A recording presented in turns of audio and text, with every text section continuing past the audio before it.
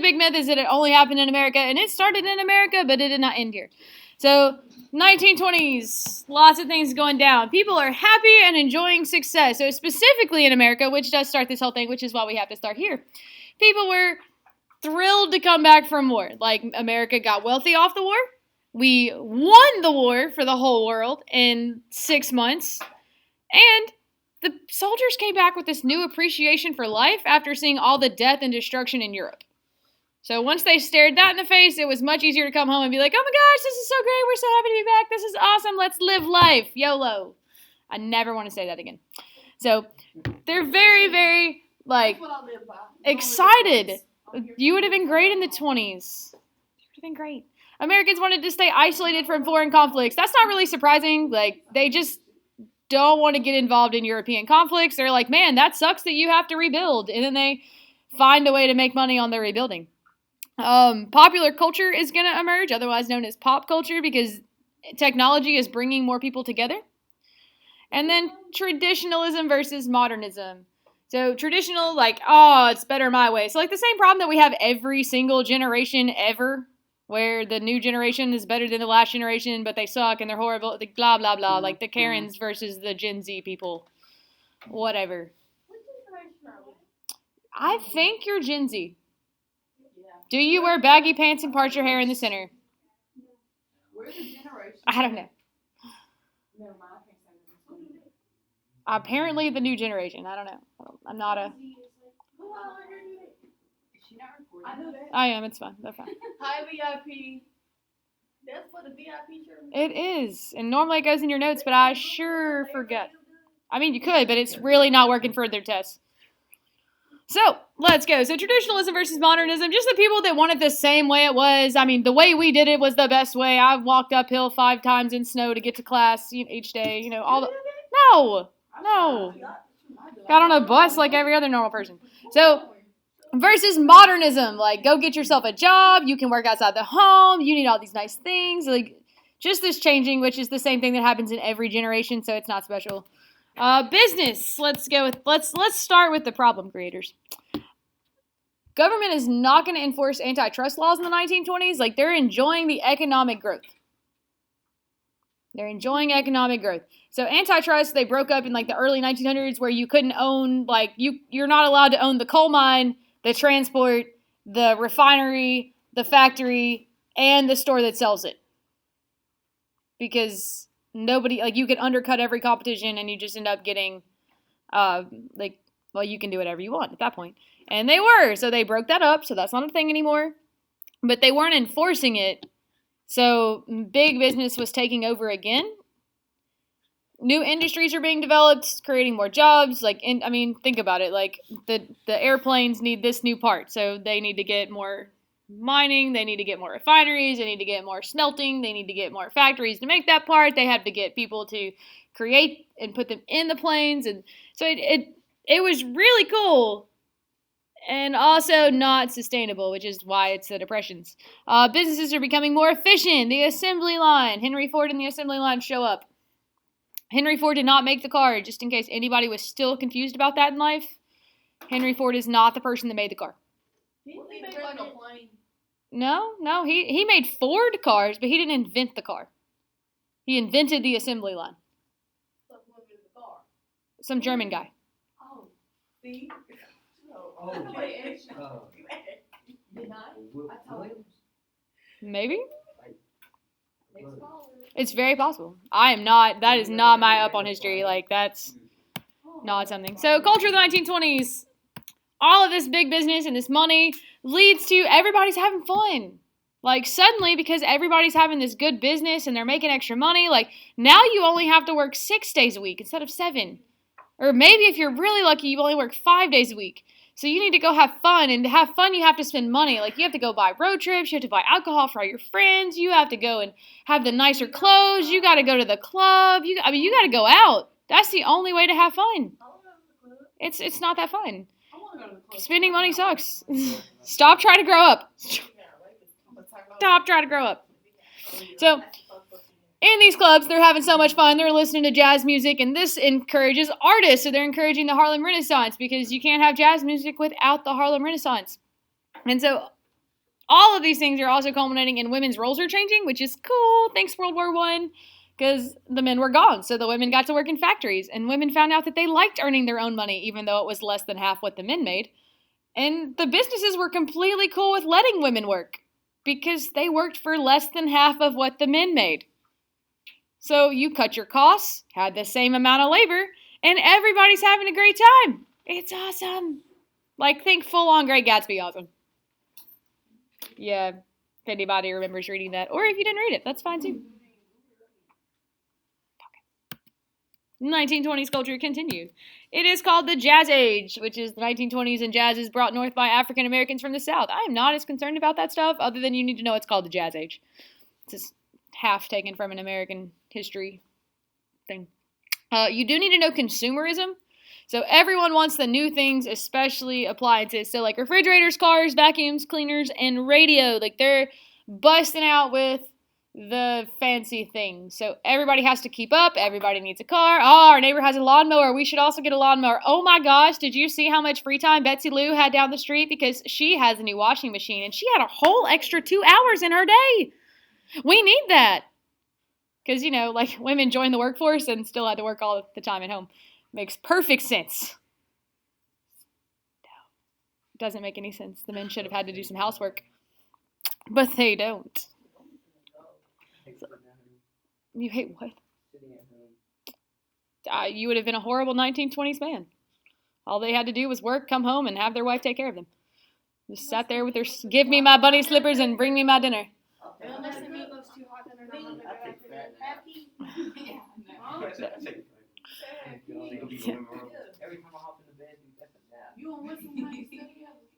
All right, let's go. 1920s cultures. Henry Ford and the moving assembly lines.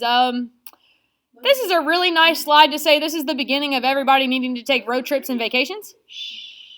And hey Tori, you should take notes instead of playing in fun. So this slide for me is just all about capitalism because they want you to buy cars and they're improving roads and they're giving you weekends, not because they care if you're well rested and happy. But because if you go somewhere on the weekends and take your family down to the beach, to this new amusement park, over to this next town, going to visit family, you're having to buy gas and you're putting wear and tear on your tires and you need a mechanic now and you need to do these things and you're spending money. So they're creating a culture and these businesses are facilitating a culture that forces you to think you have to spend money. So if you want to have the free time like your neighbor has, you need these appliances. If you want to have the money have, just pick up an extra shift, get this new appliance, or better yet, buy it on credit. You can pay for it later and get the benefits now. And then take your family on that vacation you earned so hard for and put gas in your car and buy a $10 seashell that you could have found on the beach, but it's better because it came from the store. And make sure that you look like you came back from vacation. So you may need a new outfit while you're there, and you need to go out to dinner. Like, how many of y'all go to the beach and go out to dinner every night? Do you know how much our bill at the restaurant was for 3 people? $170. 3 people. And that was a normal beach restaurant, $170. We went to Gulf Shores. Gulf Shores. So, like, could you imagine if you have more than 3 people and you're paying for them every single night to go out to dinner? Like, that's crazy. I went to Florida one time. It was my family and then my cousins. And it was probably about 12 people. And the bill ended up being over $1,000. Oh my gosh, it's insane. Like, we don't. Like, I was dying to dash so fast. No. I had, like, the best waiter. I couldn't have done that if I wanted to because, like, he was the coolest waiter. Yeah, no, I just hurt, like, but people do that. Like, I knew, like, friends of ours went out, and they went out every single night. And I was like, I got Walmart groceries delivered, and I will be cooking. We went out one night. Nope. Yep, no. We were staying in a place where we stopped the refrigerator. Yeah, you just eat in. But, like, that's part of the experience. Like, people truly, they're like, no, you go to the beach, and you go to these restaurants, you got to eat seafood. I'm like, That's why you dine and dash. no, Avery, you don't dine and dash. No. I'm going to call you out by name on this video. All right, next, and I'm so sad my video didn't play, but if you've never seen The Sandlot, you have to see The Sandlot because it's a great classic. It's a great classic. I got a question. I got an answer. When did what's his name? Dang, what the? I like Yeah. Dang, a baseball player that look like. You know, Babe Ruth? Babe Ruth. It's literally on top of He the got screen. played. Jackie Yeah, Robinson. When you come out? The 20s. Oh. The whole thing is about the 20s. So, Jackie Robinson. I thought he was on. let me Google this. No, it is I'm on. Googling it. It's like the 60s. Jackie Robinson. No, it was the Alright, no, like. Jackie Robinson. It can't be No, done. I refuse to do it. Yeah, I'll look it up. I'm offline. Somebody else look it up. I didn't do it. It apparently Google is being blocked right now. When was he born? No, when did he play baseball? Dude, I would. It's in the 50s. Like nothing's real. Like nothing. 1947. So it was after World War II, but it wasn't quite the 50s. But you were more correct than me. No, so later. But anyway, let's go. So Babe Ruth was one of the original superstars, and he's part of that pop culture that we talked about. So the pop culture is this national phenomenon, mostly brought to people by radio and theater, but like baseball was one of the first big sports in America, and a lot of it comes from Babe Ruth. He was just a big heavy hitter, but it's funny because he really probably wouldn't even play in MLB at this point because he wasn't that tall and he wasn't that fit. And the rules that have been changed since then, but whatever. Back in the day, he was like the pinnacle. People started enjoying and spending money on leisure activities. So once again, you have to use these weekends for experiences. So in your experience, you need to go to the ballpark. You got to buy some pretzels. You got to buy some nachos, some Cracker Jacks. Take me out to the ball game. Like the whole 9 yards. And, you got to buy your kid a hat and they need a glove so they can catch a ball. And it's all these things. And then you see Babe Ruth and, man, I want to be him. So now I got to go into Little League and my kid has to play. And now you've got my 7-year-old nephew playing on a 10-year-old team because he wants to be in college one day. And he's 7. That's like the escalation of this capitalist society that's just going crazy right now, especially in the 20s where everything is about looking and feeling like you have more. You have more free time, you have more experiences, you have more vacations, you have more things to get you that free time and vacation. It's just a really vicious cycle. You have to work harder to have more free time, so in your free time you have to work harder so you can have more free time later. And it's going to explode if you didn't understand what happens in the, Black Friday. 2 other things that happened as far as we talk about a little bit. Charles Lindbergh, first solo flight across the Atlantic. The coolest thing about this is between him and Amelia Earhart, the first woman to fly solo across the Atlantic. She did die mysteriously. She just disappeared. This is normal. During this time, a lot of people just vanish in airplanes because it's not like you had really specific satellite radar to help you. So, possibly. Or she hit a blizzard, or she hit a wave wrong, or she hit the air banks wrong. There's a lot of physics that go into flying. I think she went to the water. That'd be cool too. I think she's still alive. His helicopter. So, Yeah. the coolest thing to me is that the planes are getting so much better. If you were a World War I air pilot, you just had some guts of steel because they were basically made out of cardboard. Those planes were basically cardboard. They were mostly wooden, a little bit of metal, and very questionable. And so, by the time Amelia Earhart and Charles Lindbergh have come, they've come so far because of the war and because of, trying to push them into more capitalist things because it's not really useful if you can only fly yourself. We're not at war. What can we do with these things? So now they're trying to, working on fighter planes and they're working on faster planes and then they're going to get to cargo jets and how to carry things and be useful, like Amazon. Yes. So next you have Charlie Chaplin, silent film star. He was entertaining. He looks a lot better in the second picture. The first picture is kind of weird. But that's what he's known for. He was another one of those pop culture references, bringing this nation together, and it all was possible because of the radio. It became the center of family life, except in the South. So you had a family in their nice home, and this is the beginning of this idea of the nuclear family where the mom and the dad and the 2 children, because 2 children would fit in a car but 10 wouldn't. You may not work on a farm anymore. You don't need to have that many kids. You just need a couple of them. You need a boy and a girl, or preferably 2 boys because girls are wasting your time. And don't look at me like that. Misogynistic.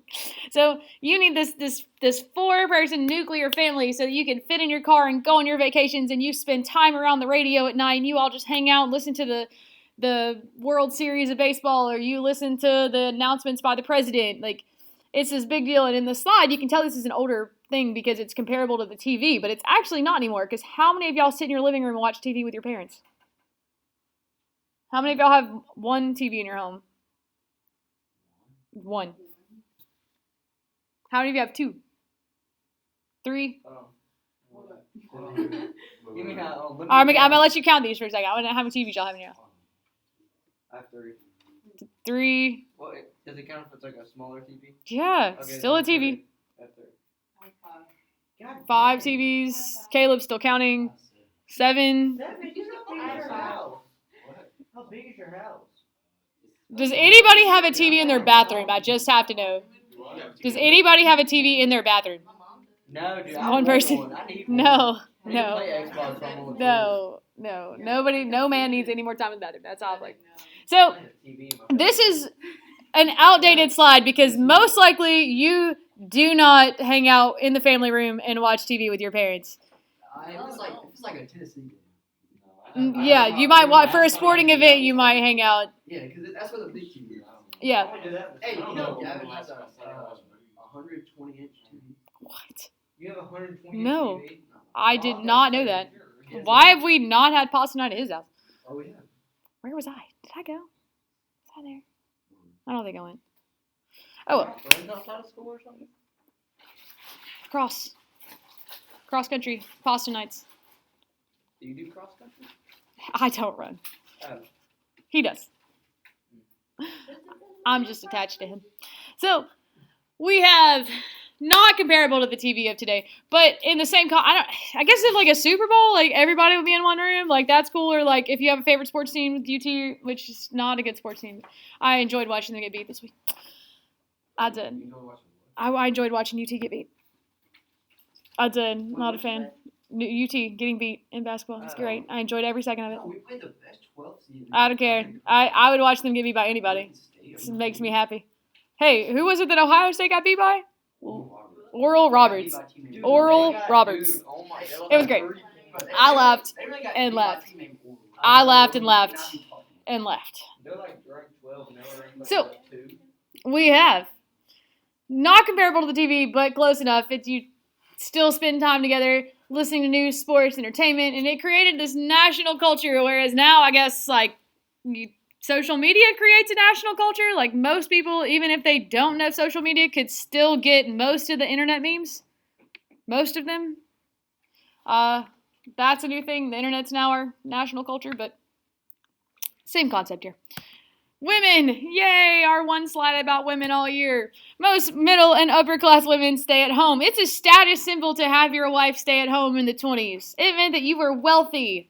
Otherwise, if you were lower class or even lower middle class, you worked because you needed that extra money to go on vacation and show off how much free time you had.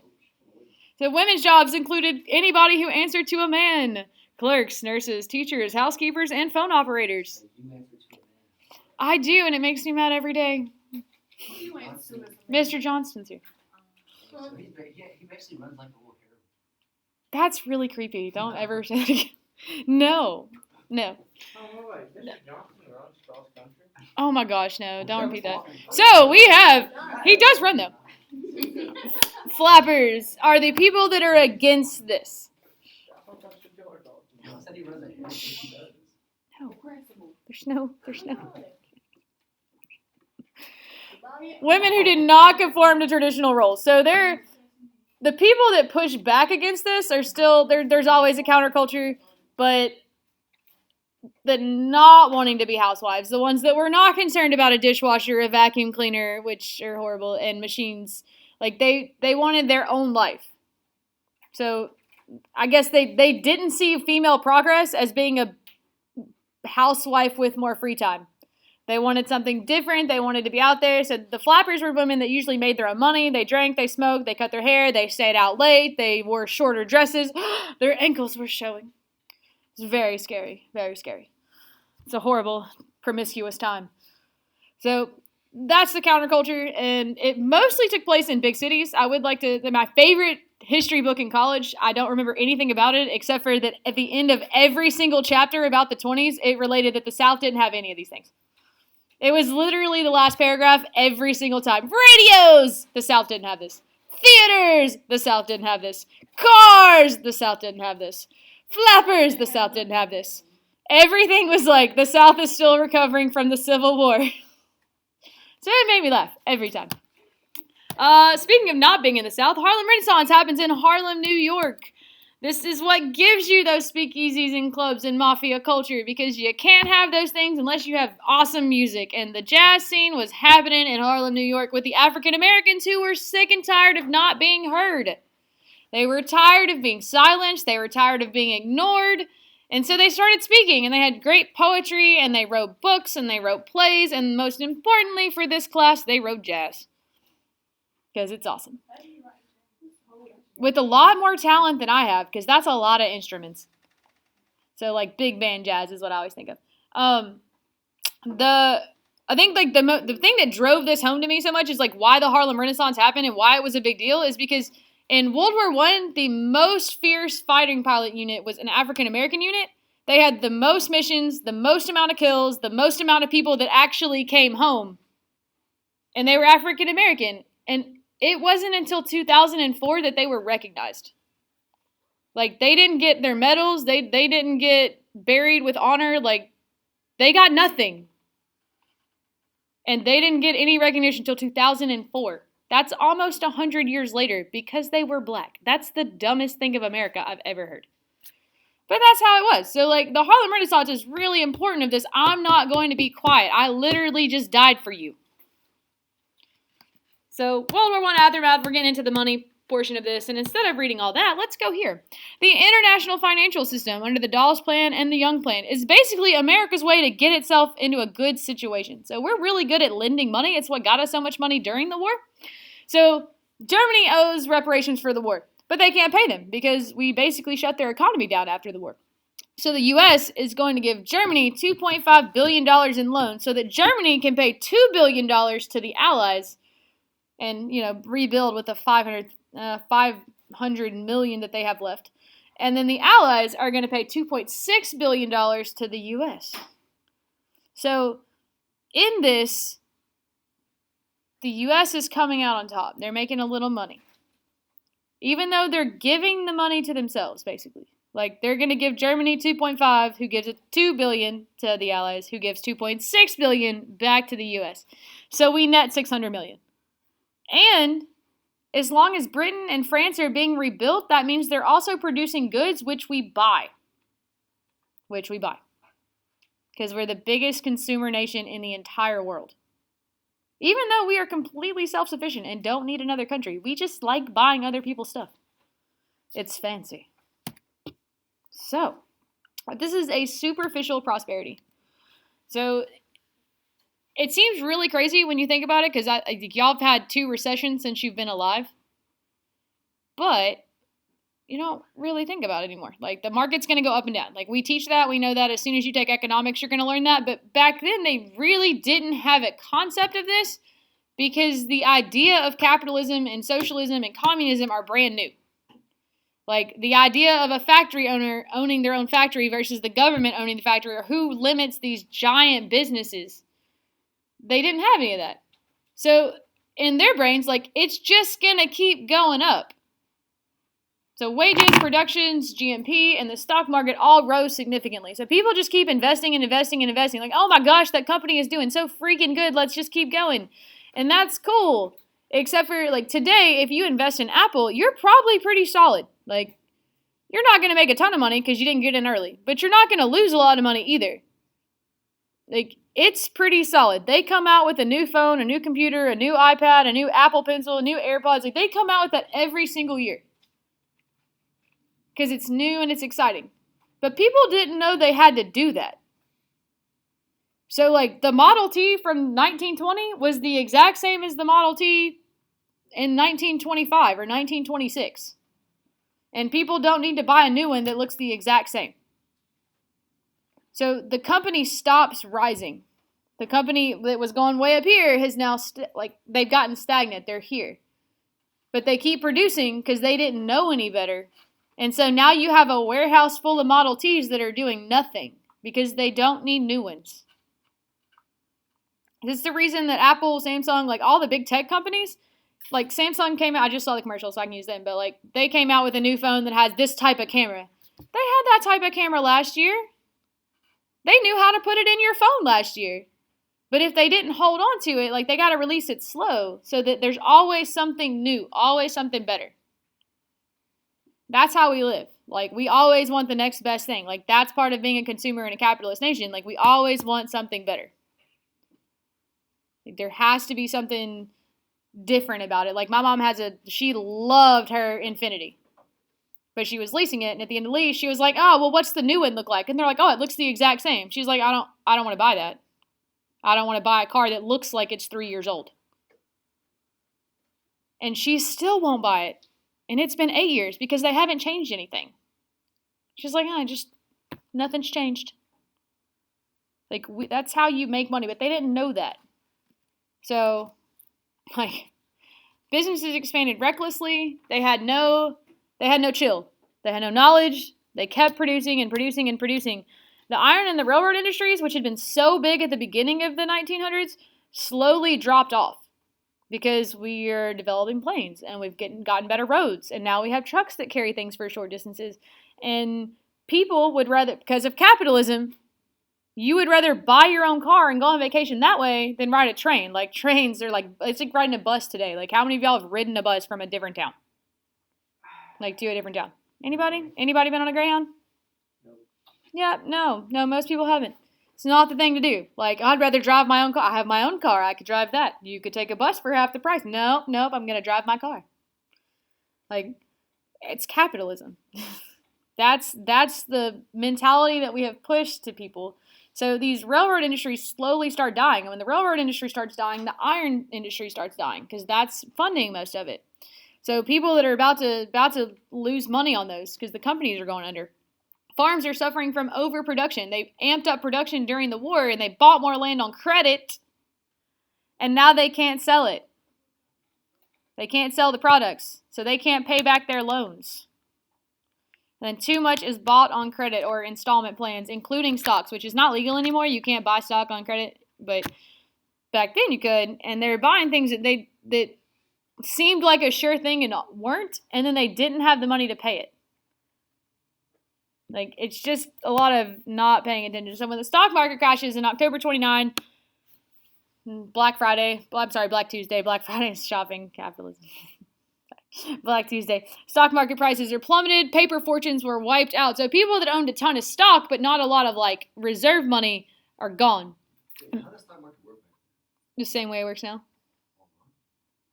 No, but like they have like a whole business. Like Wall Street is based on that. Like so they have like they had people inside like with radios and stuff and Actual stockbrokers. yeah. I mean, there's stockbrokers today are still legit. Like not just on the internet. Like there's people that go in and watch and you just don't have to do it all in one building anymore. So less uncomfortable.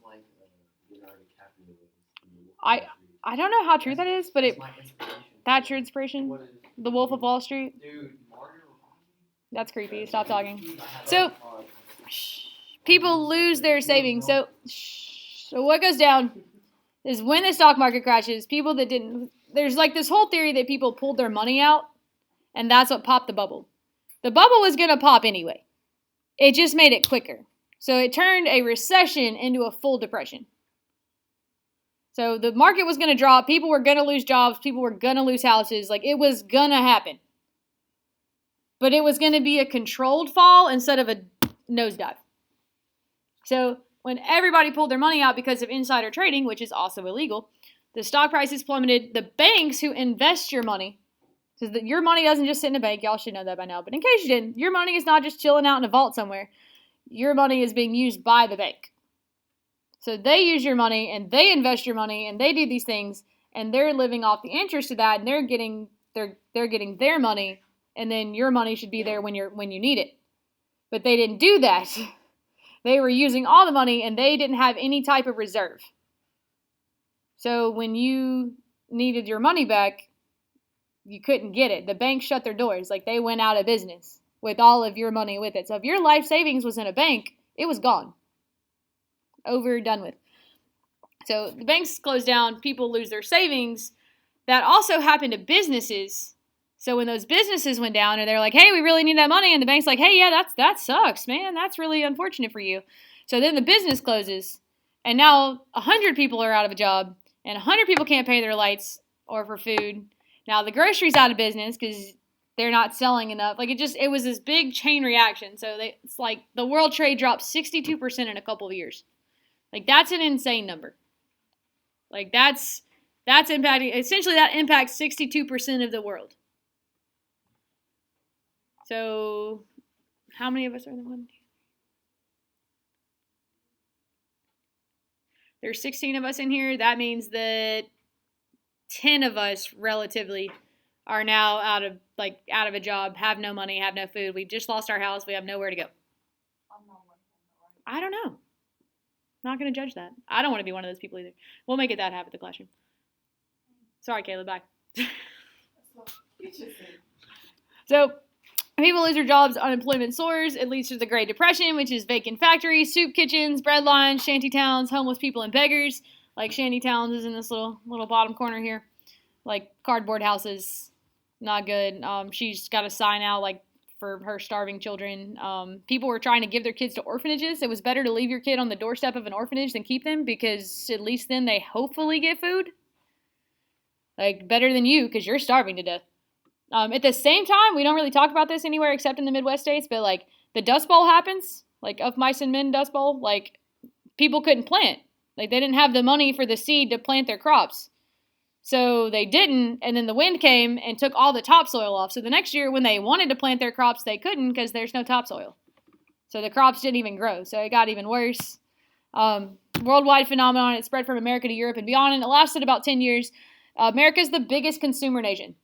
So when they stopped consuming and buying everybody else's stuff, Europe was already doing pretty bad, and now they're really going to do bad. And I really just want to say that this PowerPoint uses and beyond, like, Asia and Africa and Australia and South America, like, the other continents.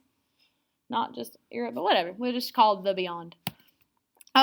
This causes people to look at communism because capitalism just straight failed you. Capitalism didn't go well for you. Everybody's out of a job. People are hungry. Like I said, 60% of people are just struggling because of this. So now they're like, man, communism looks great. Because communism is heavily